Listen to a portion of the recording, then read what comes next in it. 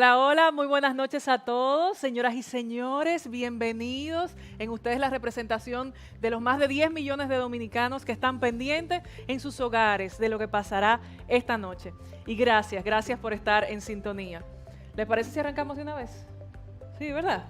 Pues vamos arriba, porque, como todos sabemos, en su discurso de toma de posesión, el presidente Luis Abinader expresó que lo urgente no debe de hacernos olvidar lo importante. Y ya han pasado 5 meses de ese discurso. Y hoy nos reunimos nuevamente a pasar balance de esos logros obtenidos y a responder directamente a ciudadanos que fueron seleccionados a través de las redes sociales que querían saber si esas necesidades urgentes y también las importantes se han cumplido con eficiencia y con transparencia. Así que bienvenidos, dominicanas y dominicanas, a Estamos Cambiando.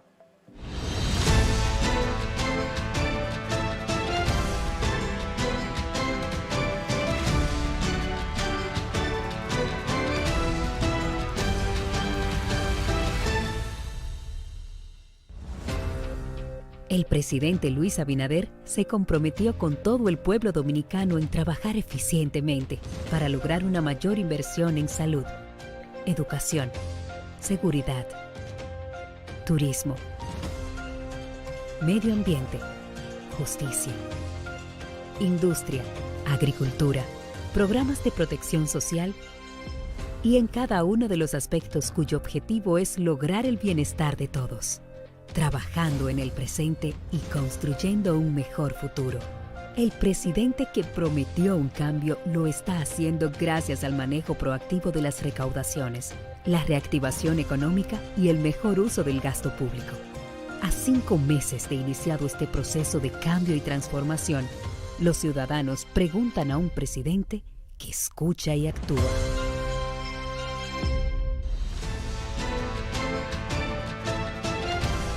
Con nosotros, el presidente Luis Abinader.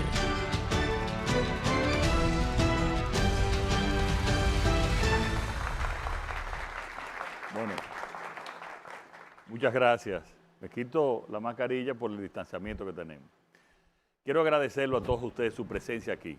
Yo le prometí al país que esta presidencia iba a ser una presidencia que se iba a comunicar directamente con ustedes, que no tenía secretos, que era transparente, que podían requerirnos, que podían incluso criticarnos y que cuando cometiéramos un error íbamos a rectificar también.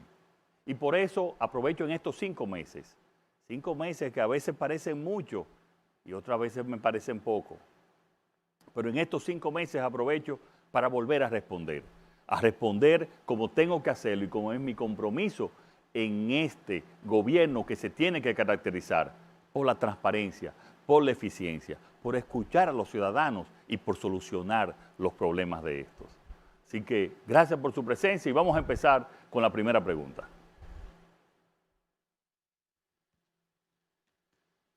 Muy buenas noches, señor presidente. Mi nombre es Alejandro Villanueva. Nos gustaría saber qué está haciendo el Banco Central actualmente para paliar la crisis económica que azota a nuestro país. Gracias, Alejandro. Gracias. Mira, Alejandro, además de la crisis, cuando llegamos, la urgencia, que era la crisis de salud, esta pandemia creó la más fuerte crisis económica en el último siglo, no solo en República Dominicana, sino en todo el mundo. Inmediatamente entonces nos dejaron, como se dice popularmente, las arcas vacías, con un déficit de más de 26,000 millones de pesos de esa misma semana que habían provocado con unos pagos irregulares que se habían hecho. Tuvimos inmediatamente que empezar a movernos, inmediatamente a buscar financiamiento, a crear confianza en los agentes económicos y a empezar a recuperar la economía. Resultados a estos 5 meses.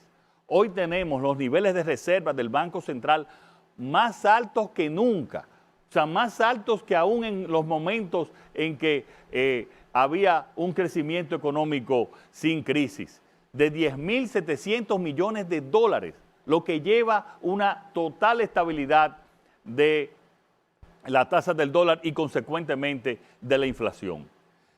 Los resultados en fase que estaban casi 700,000 empleados por razones de desempleo del COVID en un momento, pues a 31 de diciembre quedaban 65,000. O sea, los demás pudieron reincorporarse también a la actividad económica. En términos económicos, hemos ya restablecido el sector industrial y el sector zona franca con más empleos que antes.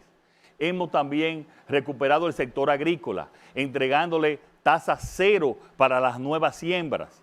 Le hemos dado todo tipo de incentivos además al sector de construcción para acelerar también la economía. Hemos trabajado también para mantener una tasa de interés que es hoy para los préstamos 3% menor que la inicial cuando estaba pre-COVID. Y que debido a eso, la economía en estos 5 meses ha tomado más de 65,000 nuevos préstamos. Estamos trabajando para normalizar. Obviamente, quedan áreas como el turismo, los bares y restaurantes, por el tema de la pandemia, que son los que más han sufrido, los que hacen eventos, los sectores artísticos. Y para eso vamos a ver cómo vamos manejando la pandemia de tal manera que puedan incorporarse.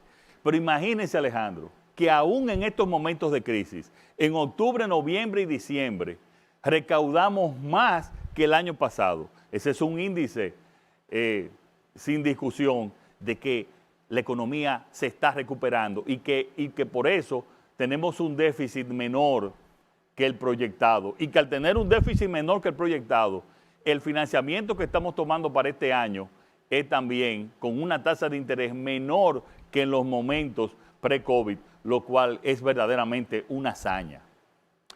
Hay sectores, como es normal en esta pandemia, que han sufrido. Y yo les puedo asegurar a esos sectores que tengan fe que vamos a salir de esta pandemia y vamos a salir juntos. Y que en los próximos días vamos a anunciar planes para recuperarlos a ellos, para recuperar sus actividades económicas, con un plan en el cual no solamente lo ayudamos económicamente, sino que también ellos tienen que ayudar a la economía, ayudar al sector salud también, a que podamos tener la mayor seguridad en términos de distanciamiento para sobrepasar ya esta pandemia. Una segunda pregunta. Buenas noches, señor presidente. Buenas. Un placer. Gracias. Isabel Brito, de este lado, licenciada en Administración de Empresas e ingeniera civil. Todos soñamos con nuestra vivienda propia, pero sin embargo, tenemos dificultades por el tema del desempleo y eso complica un poco ese sueño. ¿Qué estrategia tiene usted y su administración en cuanto a esto? Mira, nosotros le damos tanta importancia al tema de la vivienda que el INVI se está convirtiendo en el Ministerio de Vivienda y Edificaciones, eliminando obviamente el tristemente célebre OISOE, que estamos absorbiendo las actividades que hacía OISOE. Y estamos ayudando en varios sectores. En los sectores muy marginales tenemos el programa Dominicana se Reconstruye, donde estamos construyendo en todo el país 35,000 viviendas en lugares marginales. Estamos arreglando las casas, le estamos poniendo el piso de cemento, un techo apropiado, una vivienda digna. Pero al mismo tiempo estamos empezando también los proyectos de ese Ministerio de la Vivienda INVI, megaproyectos en diferentes lugares del país. Aún continuando con los que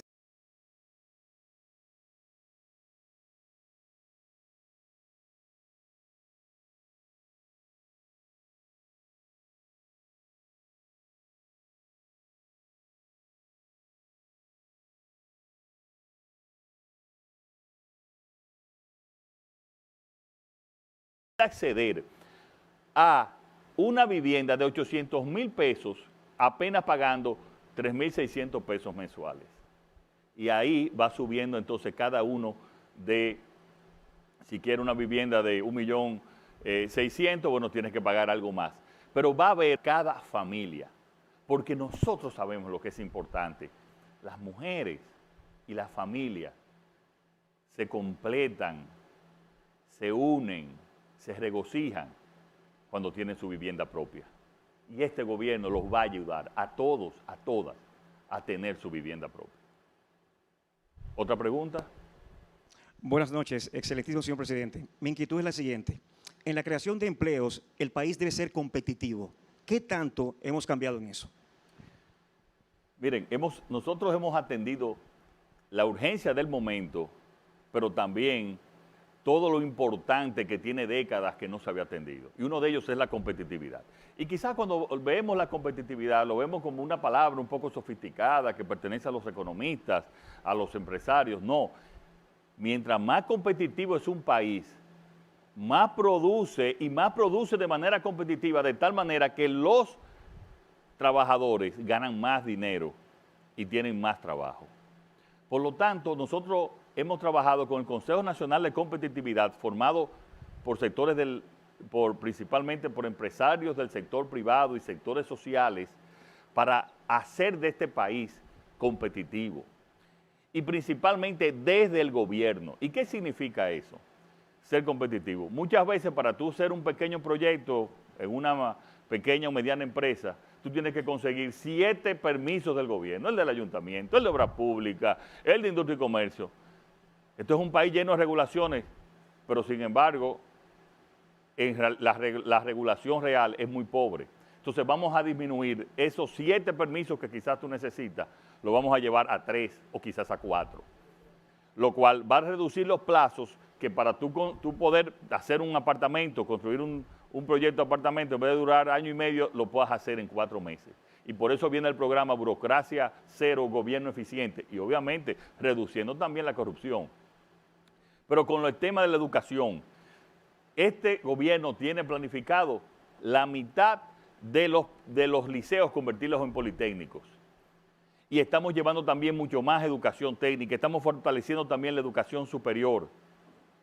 Y con ese programa de competitividad, todo lo que tiene que ver con el gobierno, por ejemplo en aduana, un furgón debe salir en 24 horas, para hacerlo también mucho más dinámico. Entonces, estamos trabajando cada día. Hemos tenido 4 reuniones en estos 5 meses, o sea, casi una por mes, y 2 con todo el gabinete, para decirles, miren, en cada uno de los sectores, los permisos aquí tienen que salir en no más de 2 meses, con la ventanilla única, con el silencio administrativo, que es una innovación en términos de legales y de administración pública. Silencio administrativo te dice que tú solicitas algo a cualquier institución del gobierno y si no te responden en un periodo específico, ya está aprobado. Si lo que tú estás requiriendo no incumple con la ley o la constitución del país. Eso te elimina la corrupción de gente que te guardan los expedientes, ya tú sabes para qué. Entonces, en eso estamos trabajando. Este país va a ser uno de los países, si seguimos trabajando con esta proyección, más competitivo en toda América Latina. Y eso significa más empleo y más empleo de calidad para la gente. ¿Otra pregunta? Buenas noches. Paola de los Santos le habla. A decir verdad, estamos cansados de la pandemia. ¿Qué se ha hecho en el sector salud y cuáles son los avances que existen en cuanto a la vacuna? Gracias. Bueno, mira, el país está cansado de la pandemia. El Ejército y la Policía Nacional está cansada de la pandemia. El sector salud está cansado de la pandemia. El presidente está cansado de la pandemia y del confinamiento. Yo me identifico con cada uno de esos sectores. Ustedes saben lo que hemos tenido que hacer ahora en estos últimos días por el aumento en el contagio, en la positividad del contagio, que hemos tenido que cerrar a las 12 los sábados y los domingos. Eso es terrible. La verdad, solamente la presión del sector salud nos decía a nosotros que teníamos que hacer ese tipo de confinamiento. Porque hasta mediados, hasta la segunda semana de diciembre, nosotros el nivel de contagio, de positividad, llegó a estar hasta un 7% y en un averaje de 4 semanas, en un 12, en un 11%. O sea, la pandemia estaba controlada, pero como en todo el mundo, diciembre desarticuló todo. Y ustedes están viendo cantidad de países que han tenido, que ha habido un rebrote y que han tenido que volver al confinamiento. El rebrote nuestro ha sido menor que en los demás países. Y el nivel de letalidad, o sea, de las personas que mueren por la pandemia, que quiero primero decir, una muerte es demasiado. Pero en términos de estadísticos, es de los menores del mundo, menor que Estados Unidos, menor que Francia, menor que España, mucho menor que el promedio en el mundo y que América Latina.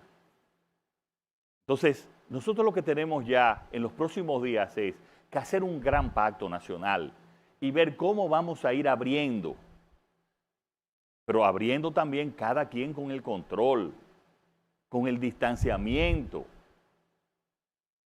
Porque hemos logrado, como te digo, en los hospitales tener protocolos, hemos logrado que baje el nivel de fatalidad, pero ahora con la vacuna estamos tratando de que nos llegue lo antes posible. Hemos contratado, señores, 20 millones de vacunas, oigan bien, 20 millones de vacunas, de las cuales son 10 millones de AstraZeneca, 8 millones de Pfizer y 2 millones que es por el sistema COVAX de la Organización Mundial de la Salud, que son de una canasta de todas las vacunas. Con esa, de manera gratuita, vamos a vacunar a toda la República Dominicana. Esperamos que las primeras nos lleguen en las próximas semanas. ¿Dónde vamos a empezar a vacunar? A el sector salud. De tal manera que el sector salud, médicos, enfermeras, bioanalistas, puedan entonces organizar ese gran proyecto de vacunación que va a ser muy innovador, que vamos a incluir a toda la sociedad y que vamos a convencer también a mucha gente que tiene temor de vacunarse, incluyendo mi madre, para decirles que lo más seguro es vacunarse y llevar ese mensaje para entonces que pase toda esta y olvidarnos dentro de varios meses y a final de este año de esta terrible pandemia que tanto daño ha causado a todo el mundo. Buenas noches, señor presidente. Kelvin Méndez, profesor en el sector público y en el sector privado. Mi pregunta es la siguiente. ¿Cómo logró Educación arrancar este año escolar? Mire, profesor, ese era otro tema. Cuando llegamos al gobierno desde el periodo de transición, no solamente que no estaba preparado para iniciar clases presenciales, sino que muy lejos de cualquier preparación para las clases virtuales. Una de las razones por la cual aquí no tenemos un rebrote de la magnitud que hemos tenido en otros países es porque hemos mantenido las escuelas y los colegios cerrados, lo cual, señores, es terrible. Es una situación muy, muy difícil. Pero nosotros pudimos, como muchos países, dijeron, bueno, empezamos, perdemos este año y empezamos ya cuando ya venga la vacuna y se vaya la pandemia. No. ¿Qué hicimos? Vamos a empezar a través de manera virtual y por la televisión. Y señores, en una encuesta que hizo Educa, el organismo privado que asesora y ayuda a la educación, el 90% de los estudiantes estaban de acuerdo ya después de 2 meses de práctica con las clases vía televisión y vía virtual. Porque quiero decirle, ¿por qué tuvimos también que hacerla así? Cuando hicimos encuestas, el 84% de los padres de los alumnos no querían que sus hijos fueran a las escuelas porque decían, no, se van a contagiar ellos, me voy a contagiar yo y va a contagiar a mamá y a papá. Entonces teníamos que trabajar y se ha hecho bien. Mucha gente me dice, no estoy de acuerdo con esa, porque eso es muy impersonal. No, yo tampoco estoy de acuerdo, pero déme la alternativa. ¿Qué otra alternativa, viendo esta pandemia, pudimos nosotros hacer? Pero al mismo tiempo, ya se hizo un proceso para comprar notebooks, laptops a todos los estudiantes de nuestras escuelas públicas. Eso nos dirá que cuando lleguen dentro de unos meses esas notebooks, esos laptops, aquí la brecha digital entre ricos y pobres se va a disminuir bastante, que es conseguir otro objetivo aún en esta pandemia. Y le quiero decir algo, ya ese tipo de educación virtual y por televisión llegó para quedarse. Obviamente que vamos a iniciar con las clases presenciales, pero después vamos a continuar con estas clases para también que sigan aprendiendo desde su casa. Y yo quiero decirle a todos ustedes que entren y traten de ver las clases por televisión. Señores, yo para supervisarlas me he involucrado y hasta me he recordado de muchos temas que había olvidado, de historia, de geografía, de todo.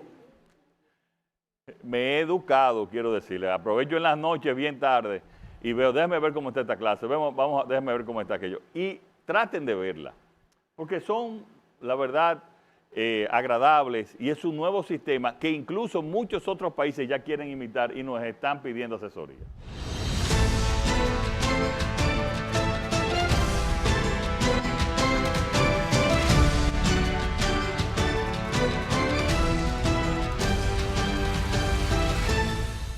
Luis Abinader es el presidente de todos los dominicanos y su gestión está impactando a todo el territorio nacional. Es legítimo que los ciudadanos de diferentes puntos de este territorio nacional quieran preguntarle sobre diferentes temas. Y eso es lo que pasará hoy también. Queremos escuchar del propio presidente que nos siga respondiendo esas inquietudes que tenemos y ver cómo ese cambio que él tanto ha prometido ha llegado y seguirá llegando a las diferentes comunidades de nuestro país.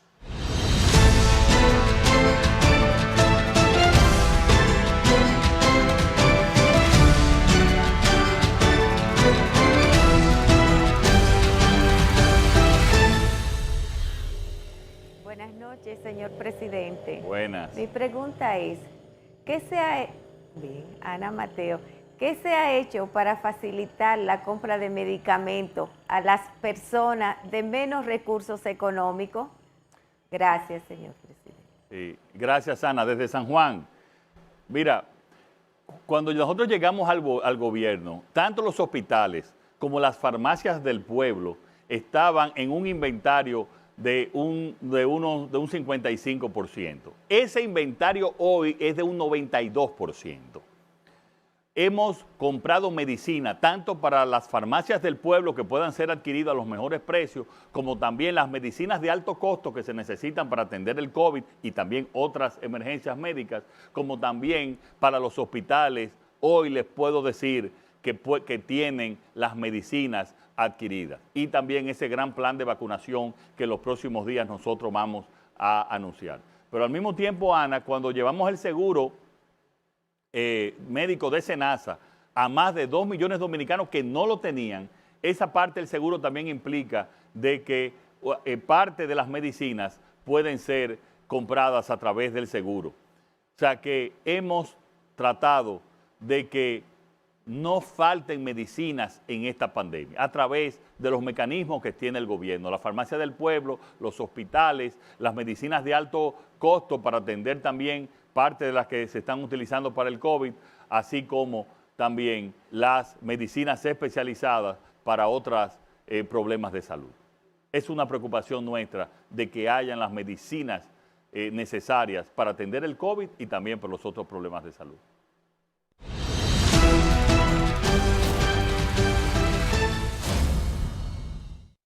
Saludos, doctor.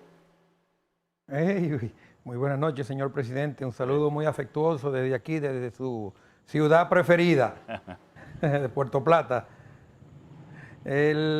Sabemos bien la importancia que tiene el turismo, el sector turístico en la economía global de nuestro país y la importancia que tiene, obviamente, la visión del presidente y de su gobierno en las proyecciones que tenemos a corto plazo durante esta pandemia y las que habrán después de la pandemia, que seguramente durarán varios años.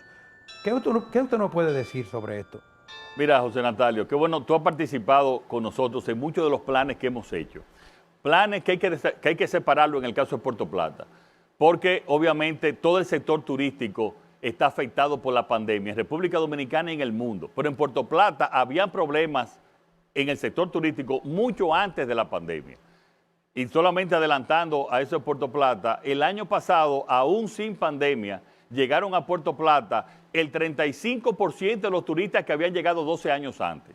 En el caso de la pandemia, lo que estamos es atendiendo la urgencia. Y para eso estamos subsidiando los aviones, especialmente los pasajeros, en caso de que así lo necesiten. En algunos casos llega un subsidio, en otros casos no. Estamos trabajando con cada uno de los mercados. Hay mercados como el caso del mercado canadiense que afecta mucho a Puerto Plata porque están exigiendo una prueba PCR para volver a entrar en su país. También lo va a requerir Estados Unidos a partir del día 26. Le estamos en esta próxima semana entregando también todas esas pruebas para que sean administradas con el personal de salud en cada uno de los hoteles. Pero lo principal también es que aún con esta pandemia, en todo el país tenemos entre un 50 y un 45% de los hoteles en relación ocupados en relación con el año pasado. He asistido también para que haya la apertura a nuevos hoteles en Puerto Plata y también alrededor de la mitad de los hoteles de Puerto Plata han podido abrir. Pero lo más importante en ese caso de Puerto Plata, José Natalio, es el plan que tenemos, obviamente ya para la próxima temporada, con la Costa del Ámbar, más allá de Puerto Plata, donde vamos a relanzar esa Costa del Ámbar, no solamente para recuperar el turismo perdido que tenían, como dije, desde hace 12 años que han ido gradualmente disminuyendo, sino para impulsarla como nunca antes. Vienen proyectos muy convenientes, vienen proyectos muy innovadores para el turismo. El turismo ha sido de los sectores más afectados y por eso nosotros cada día con el Gabinete de Turismo, con el Ministerio de Turismo, estamos trabajando para recuperarlo de la crisis y relanzarlo para que esté mejor que nunca.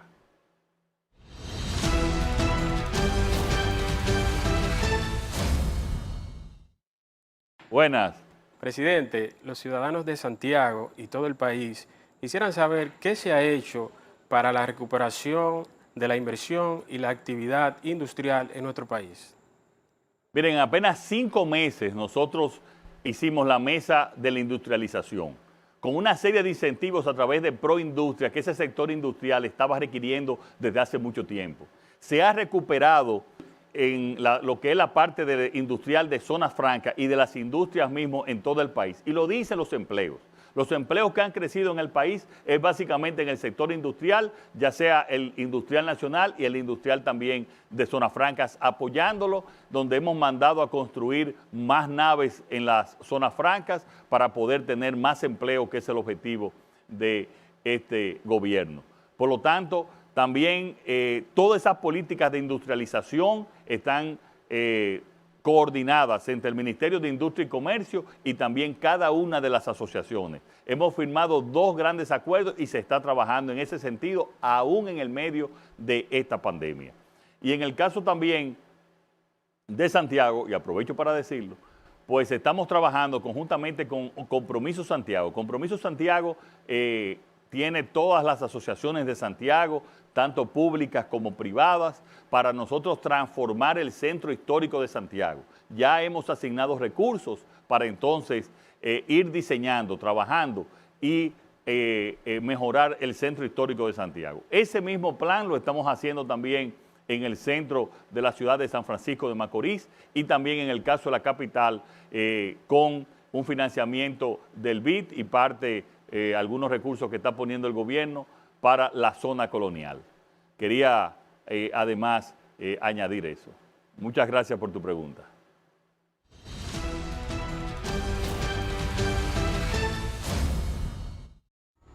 Buenas noches, señor presidente.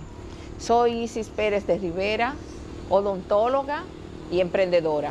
Mi pregunta es, señor presidente, ¿qué ha hecho el gobierno en estos 5 años por las provincias? ¿En qué ha invertido? Pues mayormente las grandes inversiones se quedan en la capital. Sí, gracias, doctora. Lo único que no son 5 años, son 5 meses. Entonces, en esos 5 meses hemos visitado las principales provincias del país y le hemos otorgado para las obras principales, las obras, pequeñas obras muchas veces, pero que tienen un gran impacto. Le hemos hecho inversión a través de sus ayuntamientos, de sus gobiernos locales. Eso lo estamos haciendo ahora a través del Ayuntamiento de San Pedro de Macorís. Pero allá mismo en San Pedro de Macorís también hemos estado preparando para hacer el relanzamiento del puerto de San Pedro de Macorís, de tal manera de que le podamos dar mucho más vida y obviamente más empleo también en el área de San Pedro de Macorís. Pero la mayoría de los ayuntamientos, las principales ciudades están recibiendo ayuda para que puedan esos pequeños proyectos ellos poder hacerlo a través de sus gobiernos locales. Pero algo más, en lo que es la INAPA, el Instituto Nacional de Agua Potable y Alcantarillado, en el interior del país, porque aquí en la capital todo lo que es agua potable y alcantarillado es responsabilidad de la CAS, que también ha trabajado bastante. Le hemos entregado recursos para que puedan, y lo han hecho ya, en estos 5 meses le hayan llevado agua a casi 600,000 personas que por problemitas pequeños, una bomba, 2 bombas, una tubería, pues no le estaba llevando agua de manera regular. Por lo tanto, nosotros estamos conscientes, lo hemos hecho en estos 5 meses, pero lo vamos a seguir haciendo, de que el 70% de las obras y de las inversiones que debe de hacer el gobierno deben de ser en el interior, porque en esa misma proporción está también la población dominicana. Tenemos un 33% en el Gran Santo Domingo y el resto en el interior. Y nosotros, mi familia, también es del interior y tenemos nosotros que ayudar a cada una de las provincias a desarrollarse.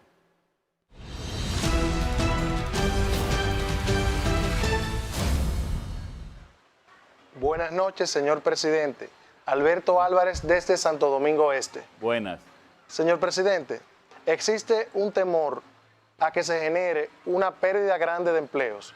¿Qué está haciendo el gobierno dominicano para evitar esta situación? Mira, al inicio de las preguntas se me preguntó sobre el tema de la economía. El programa FASE que se inició para los desempleados por COVID, que en un momento llegó casi a 700,000 personas, en el FASE ya a partir de enero solamente están unos 65,000. O sea que se ha ido reduciendo el desempleo. Es cierto que continúa también en el empleo informal, también ha aumentado el desempleo y nosotros ahí estamos ayudando con el microcrédito a través del Promipyme. Pero la confianza de las medidas en que ha hecho el gobierno ha logrado que, con la excepción de sectores como el sector turístico, bares y restaurantes, eventos que han sido los más afectados por esta pandemia del COVID, se hayan recuperado una gran cantidad de empleos que, si lo sumamos después con la recuperación que vamos a tener en los próximos meses, cuando ya podamos vacunar a todo el país y se empieza a regularizar, yo estoy seguro que vamos a final de año a mejorar los niveles previos de empleo que tenía y que había en la República Dominicana antes del COVID.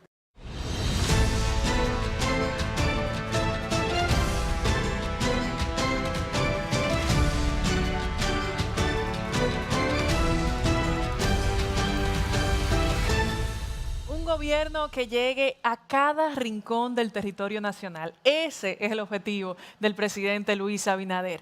Así que estuvimos conectando con ciudadanos que se encontraban desde sus comunidades y tenían esas preguntas. El presidente respondió. Ahora continuamos con todos los amigos y compañeros que están por aquí presentes.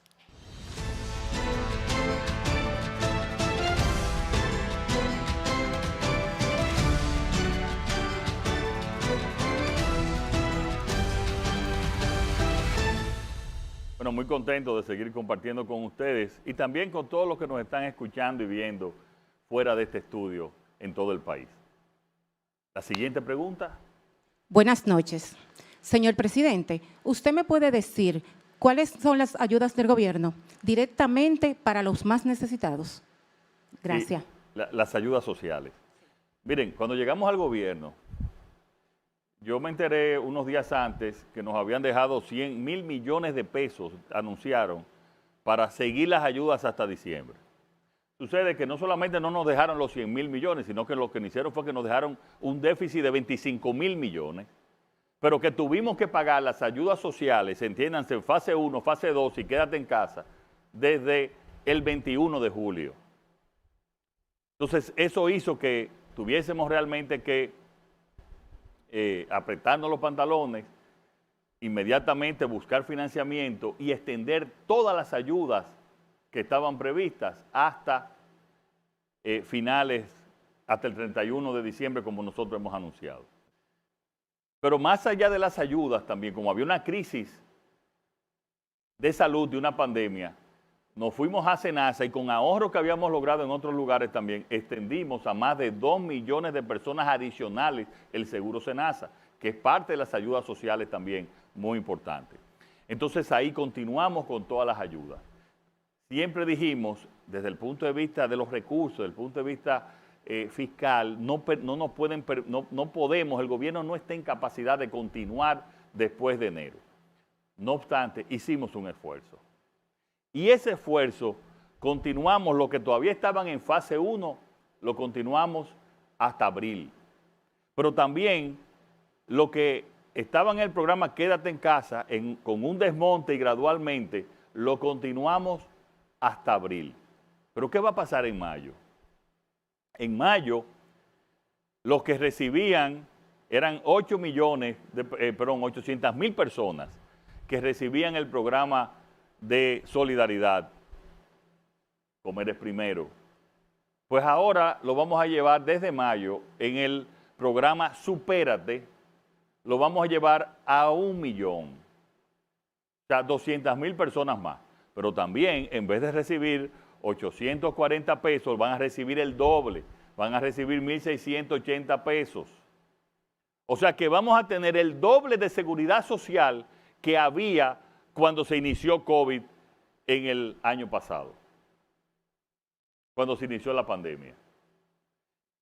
¿Y cuál es? Miren, yo quiero a ustedes darle esta anécdota, esta historia. Cuando yo estaba siendo candidato y desde antes, y yo veía que en diciembre se le daba una fundita, una cajita en los barrios pobres, yo decía, esto tiene que eliminarse. Esto es indigno para la mujer, esto es indigno para la población dominicana. Y nosotros tenemos que cambiar eso. Si bien se necesita una ayuda especial en Navidad, no así, no de esa manera, no empujando, no tirando al piso.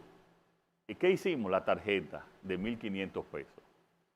Y dimos 1,150,000 tarjetas que podían comprar lo que quisieran con un valor de 1,500 pesos. Y piensen ustedes, antes decían que daban 1 millón de cajas o de fundas. Señores, para dar 1 millón de cajas o de fundas tenían que repartir en todo el país 1,000 patanas repartiendo. Eso es logísticamente imposible, eso nunca se hizo. Como aquí han pasado muchas cosas que se decían que se hacía y lo que se lo comía la corrupción.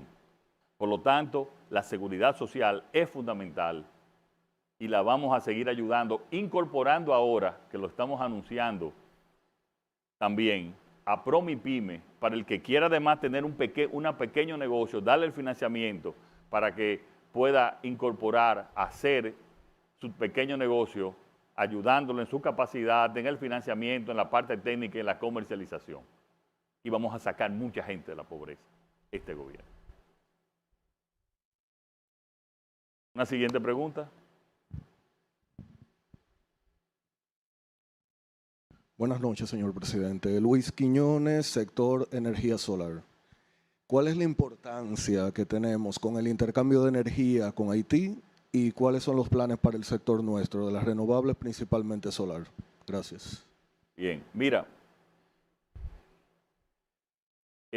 nosotros tenemos que seguir impulsando las energías renovables. Pero hay un problema técnico que la gente no entiende, que nos hemos dado cuenta el gobierno, es que las empresas de transmisión de energía, la AETED, no está en capacidad de asumir en los lugares distantes. Tú sabes que la mayoría de las energías renovables pues están en Montecristi, en el norte, en Barahona, donde por muchas razones, tanto o eólicas o solares, es que es más conveniente que estén. Pues las redes de transmisión no estaban en capacidad para asumir y transportar esas energías, esos proyectos energéticos en esos lugares. Ahora yo le dije, quiero reglas claras y que le den y que apoyen a todas las energías renovables, especialmente la solar y también la eólica. Y en ese sentido, estamos preparando una licitación para añadir 4 nuevos grandes proyectos y al mismo tiempo, con un fideicomiso privado, vamos a invertir para mejorar las redes y poder que todas las energías renovables en toda gran parte del país se conecten. Conjuntamente con eso, estamos licitando hasta 1000 megas más, especialmente en la zona norte. Tú sabes que hay un problema de déficit de generación en la zona norte del país y la gran mayoría está en la zona sur. Entonces estamos licitando para Manzanillo, que tú sabes que es un proyecto que tenemos, que entre muchas otras cosas vamos a desarrollar la generación de energía, y también para Puerto Plata, 1000 megas más de energía en principal, podría ser también o principalmente gas natural, que aunque no es un combustible renovable, pero es limpio. Al mismo tiempo, las EDES, las distribuidoras, señores, que cuando en las prácticas de corrupción se llevaron al límite, la estamos eficientizando. Pero también vamos a hacer alianzas público-privadas para que dejen de ser un botín político de los partidos que estén en el gobierno y que podamos entonces llevar energía barata y energía confiable a los barrios y también a los sectores más rurales, más alejados. Así como en todos los sectores, también al sector energético va a llevar y está llegando y ha llegado con gran fuerza el cambio.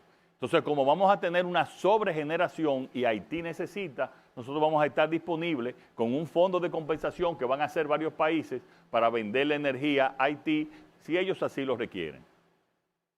De tal manera que nosotros vamos a poder tener vamos a estar holgados en generación y cuando tengamos ese exceso podamos vender hacia Haití. Y todos ustedes saben que hemos disminuido también los apagones. Y los apagones que hay ahora son apagones porque se dañan unas líneas por problemas de distribución, pero no es por generación. ¿Otra pregunta?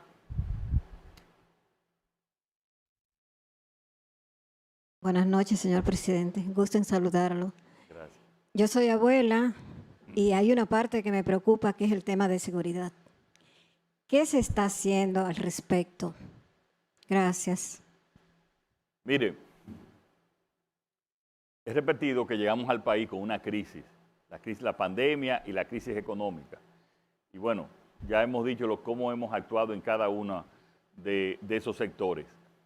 De no haber entrado con crisis, mi prioridad iba a ser, desde el primer día, el tema de seguridad. Pero no he dejado de trabajar en ese como en ningún otro sector, como lo he dicho. Y para el 15 de febrero, unos días antes, un día después, vamos a presentar ya el Plan Nacional de Seguridad Ciudadana, donde le vamos a dar todo el diseño de la tecnología, la forma en que vamos a administrar desde los fiscales y la justicia en coordinación con la Policía Nacional, como la tecnificación de la policía. Ahora, para que haya una policía técnica, teníamos que mejorar las condiciones de vida de la policía. Entonces, ¿qué hemos hecho hasta el momento? Le dimos un seguro máximo de SENASA a la Policía Nacional. Imagínense que lo que tenían era el seguro básico, que prácticamente tenían que cubrir una parte importante de lo que le pasaba, y son los funcionarios públicos de más riesgo. ¿Qué funcionario público tiene más riesgo que un policía que está en algunos casos poniendo en riesgo hasta su vida? Pero al mismo tiempo le hemos ascendido, en estos momentos de crisis, le hemos ascendido un 30%. Y como yo dije anteriormente, porque es el promedio en América Latina, lo vamos a llevar en este periodo hasta $500 o su equivalente en pesos. Y eso nos va a permitir entonces tener una policía más profesional, una policía más capacitada. Aún en estos meses, por el confinamiento también, los niveles de criminalidad no han aumentado. Muy buenas noches, señor presidente. Gustavo Espinal. Distinguido, el pueblo tiene años pidiendo justicia. ¿Qué medidas está tomando el gobierno para mitigar la corrupción en nuestro amado país? Mira, el 16 de agosto yo juramenté a la magistrada Miriam Germán Brito y a Jenny Berenice y le dije, de aquí en adelante, ustedes solo van a responder a la Constitución y a las leyes de la República Dominicana. Y eso ha sido así. Y dije en mi discurso inaugural, ni vamos a tener impunidad por la corrupción del pasado, ni tampoco por la corrupción del presente. El funcionario de mi gobierno que cometa actos de corrupción se la va a ver con la justicia. Y hoy, ese deseo de décadas, como tú dices, hoy hay un Ministerio Público Independiente.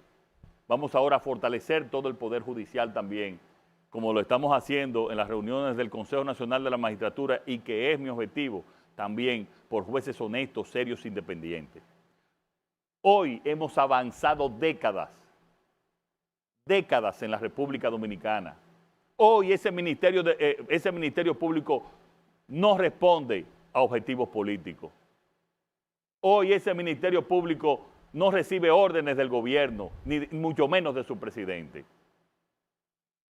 Hoy el que la hace, la paga, sea de quien sea, del partido que sea, del nivel social que sea o la supuesta cuña que pueda tener. Porque esa es la única manera en que se desarrolla una sociedad, cuando todos somos iguales a la ley. Esa es la única forma. Y yo estoy convencido de que vamos a seguir avanzando. En términos de controles, este país, el gobierno no tenía control. Ahí había una Cámara de Cuentas que nunca hizo una auditoría. No hizo una auditoría. Las instituciones del gobierno no están auditadas desde hace años. La Contraloría no hacía auditorías. Yo recuerdo, y le he comentado a varios, que mi papá, que fue Contralor General de la República, del año 79 al año 81, llegaba a mi casa en la noche con muchas auditorías para él revisarlas.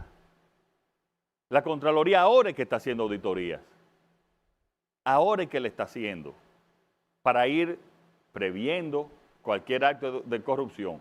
Pero además, en la Dirección General de Compras y Contrataciones, que es una dirección sumamente importante para nosotros, en esa dirección buscamos una persona que es apartidista y que representaba dentro del país en una institución a Transparencia Internacional, el organismo de mayor prestigio para presionar y abogar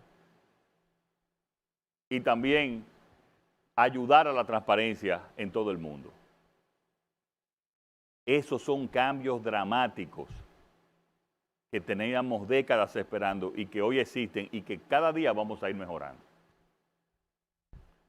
¿Otra pregunta? Buenas noches, señor presidente. Mi nombre es Norca Disla.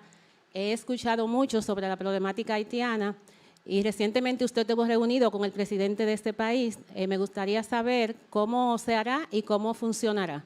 Gracias. Miren, gracias a ti.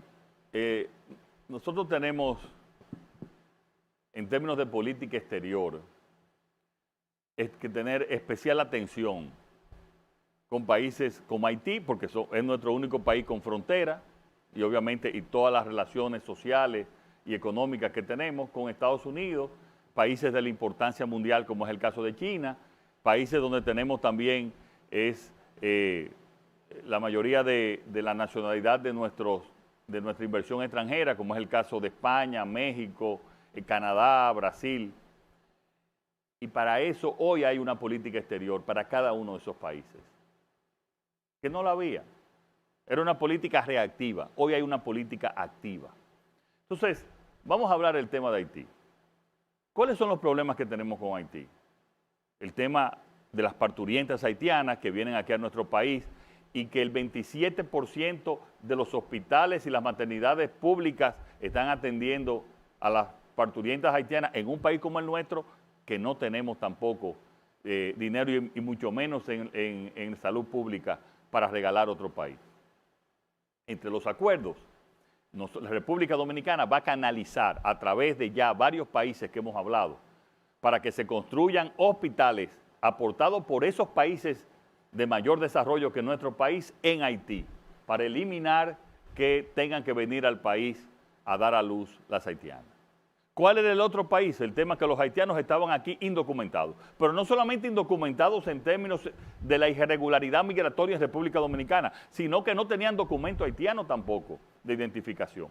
Pues desde aquí le vamos a dar identificación, documento haitiano para que sepan que ellos son ciudadanos haitianos y no se creen los problemas que creamos nosotros anteriormente. ¿Cuáles son los problemas que tenemos con Haití? Problemas de narcotráfico y de criminalidad. Ahí llegamos a acuerdos también. Y hoy más que nunca están cooperando la policía de Haití con los órganos de seguridad de la República Dominicana para evitar el narcotráfico, la criminalidad y el traspaso en la frontera. ¿Cuáles son los principales problemas que tenemos? Que República Dominicana necesita también tener una frontera clara, definida, y ahí lo acordamos, que cualquier construcción que se haga para definir y establecer claramente nuestra frontera tenía que ser apoyada también por ambos países. Y también colaborar, como es el caso de energía. Si tenemos energía de más, bueno, pues vamos a venderle energía de más. El exceso de nuestra energía.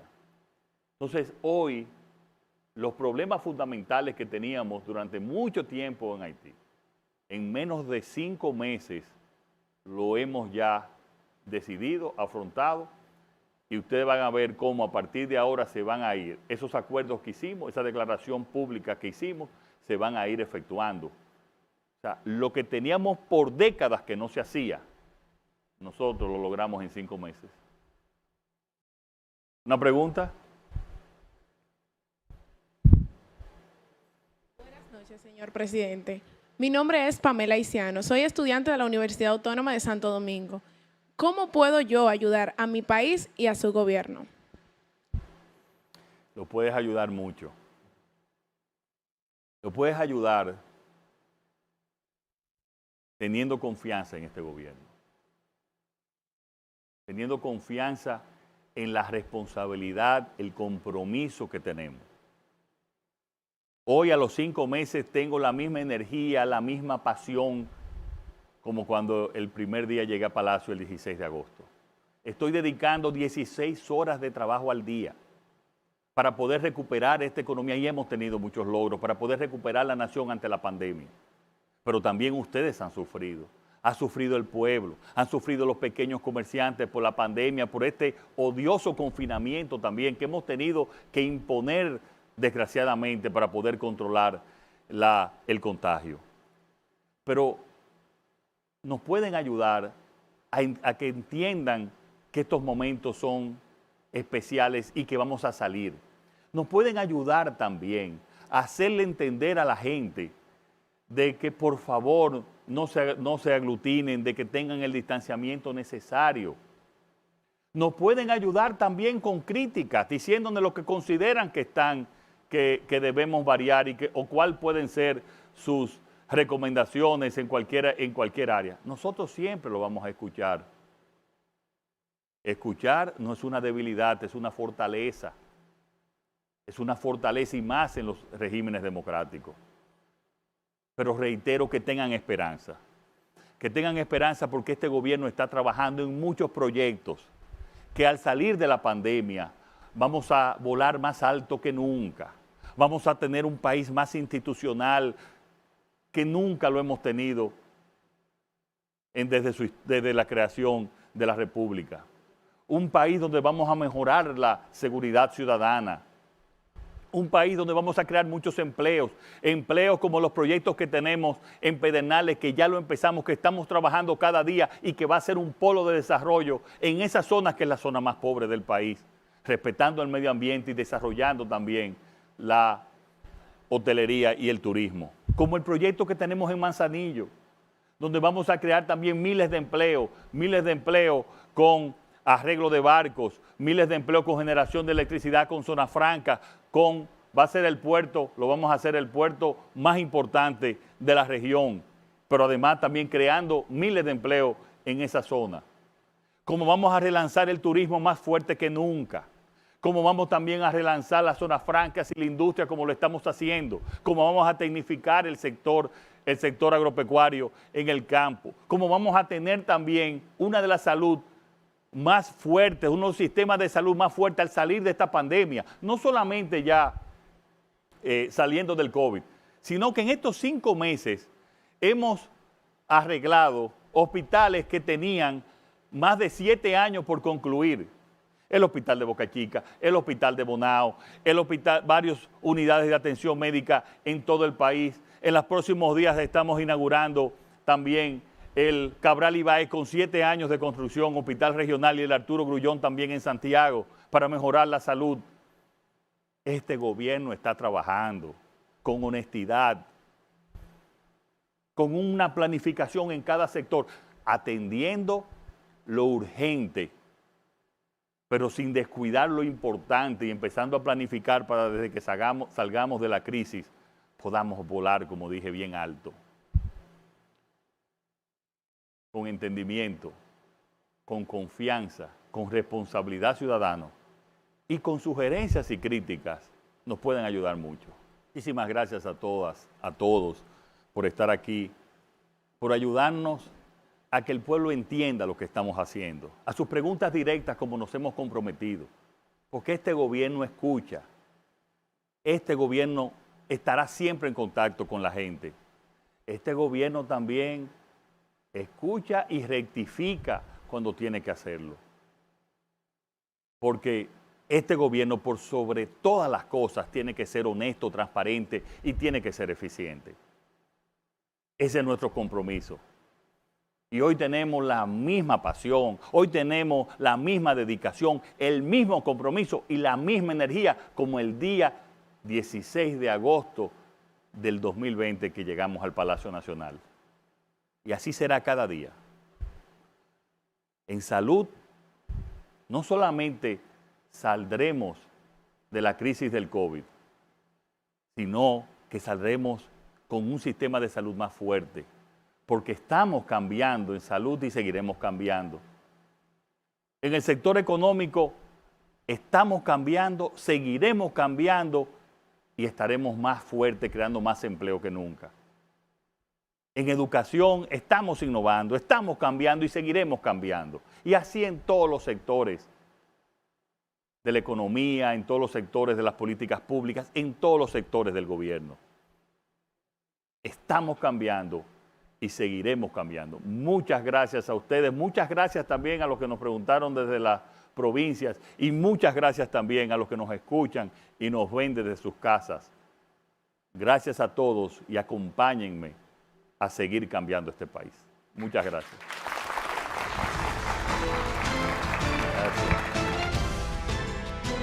Señoras y señores, el presidente ha respondido, pero no solamente a quienes están acá en estudio, a quienes están en provincia, sino que ha respondido ese compromiso que asumió en el momento exacto en que le pusieron esa banda presidencial en el pecho. Se trata de velar por el desarrollo, por el crecimiento, por la justicia, por la dignidad de cada dominicano y dominicana.